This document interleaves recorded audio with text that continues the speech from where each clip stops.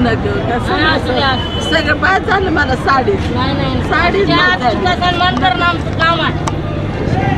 सरकारकडं जरी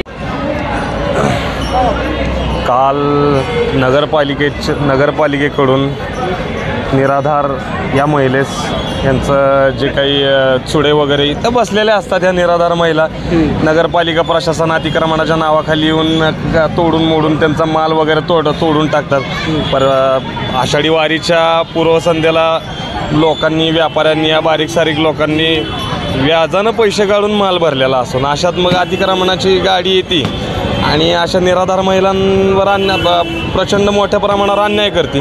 काय जास्त काल झाला प्रसंग असा की अब्दुल सत्तारांची गाडी इथं लागली होती माननीय मंत्री आणि मुख्यमंत्र्यांचा काल दौरा होता.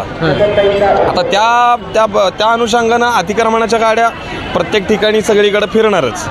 मग आता होतंय काय की अशा वेळेस तुम्ही ह्या लहान सहान जी व्यापारी खाली बसलेले असतात तुम्ही त्यांना सांगा की बाबा तुम्ही मागं घ्या, इकडून कुठंतरी मागं बसा, मंत्र्यांची गाडी यायला लागली आहे, कुठंतरी तुमचा माल इकडं अलीकडं लावा पलीकडं लावा असं तुम्ही सांगा. नगरपालिका प्रशासन काय करतं येतं काठी घेतं दनादन त्या चुड्यांवर जो काही माल असतो ते तोडून मोडून टाकतात. असं नका न करू.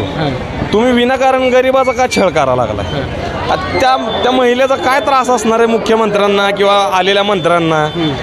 तुम्ही त्यांना कशाला त्रास देताय. बरं ते गरीब लहानसहान व्यापारी आहेत त्यांना त्रास देऊन काही उपयोगच नाही.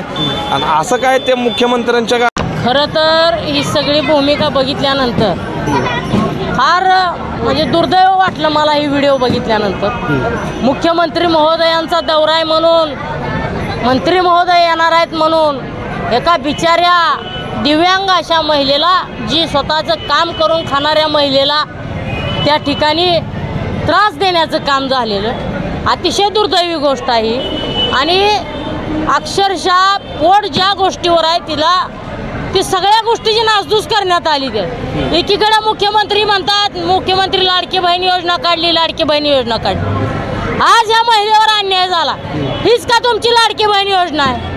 खऱ्या अर्थानं यांचे खायचे दात वेगळे आणि दाखवायचे दात वेगळे आहेत. आज या महिलेला न्याय मिळवून देण्यासाठी आम्ही सर्वजण खऱ्या अर्थानं पंढरपूरवासीय म्हणा किंवा युवा सेनेच्या माध्यमातून म्हणा आम्ही कटिबद्ध दाखवण्यासाठी आणि स्वतःचा चमकोगिरी करण्यासाठी योजनांच्या नावाखाली तुम्ही काम करताय. परंतु खऱ्या अर्थानं तळागाळातल्या महिलेला मात्र अन्याय करून तिची खऱ्या अर्थानं बेअब्रू करण्याचं काम काल झालं. याचा खऱ्या अर्थानं मी निषेध करतो.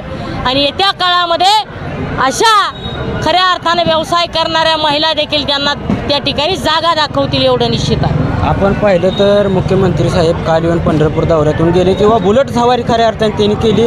पंढरपूरची पाहणी केली. आसूतकीन मान्यता आले की दरवर्षीपेक्षा ह्या वर्षी पंढरपूर प्रशासनानं अतिक्रमण असेल रोड असेल किंवा वेगवेगळ्या सुविधांवर आमचं लक्ष आहे. ह्या सर्व सुविधा असताना सर्वसामान्य